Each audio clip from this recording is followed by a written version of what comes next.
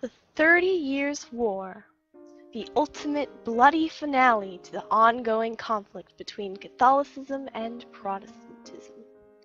Even though this was one of the many wars of religion, the motivations behind it were mainly focused on greed.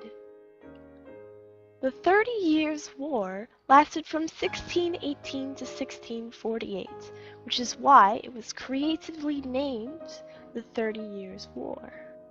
So why did the 30 Years' War happen in the first place? Well, for one, Germany was split into about 360 little parts, all with different laws, customs, etc. It's not a good sign when you can fill up the number of degrees in a circle with your little tiny divisions. Not only was Germany severely decentralized, the princes in Germany wished to keep it that way. After all, why would anyone want to have a ruler if they didn't need to? Unless, of course, you're a social contract theorist. The most important reason for the 30 Years' War was that there was a giant religious division between Catholics and Lutherans and Calvinists. So even within the Protestant movement there was a split, and pretty much each group was angry at all of the other groups. What could go wrong, right? Well, apparently the 30 Years' War. There were 4 stages to the 30 Years' War, called the Bohemian phase, the Danish phase, the Swedish phase, and the Swedish-French phase. The 30 Years' War began when Ferdinand, a Habsburg ruler, came to power in Bohemia.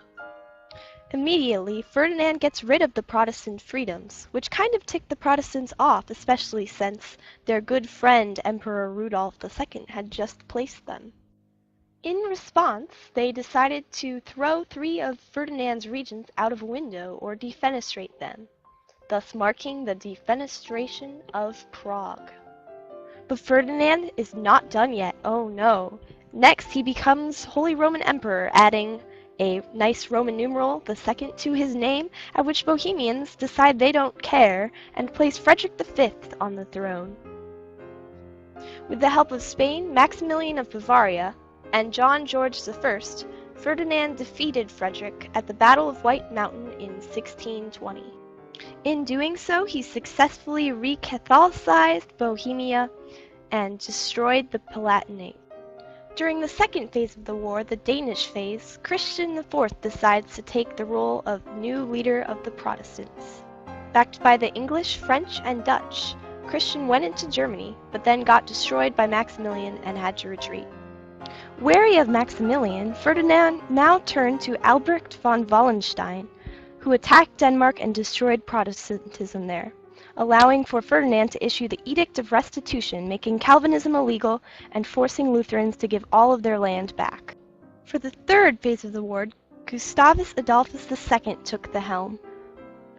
Gustavus was very impacted by Cardinal Richelieu and the Dutch.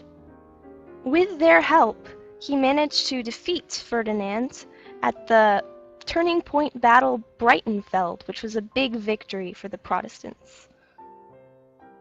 Then, during the Battle of Lutzen, Wallenstein killed Gustavus Adolphus.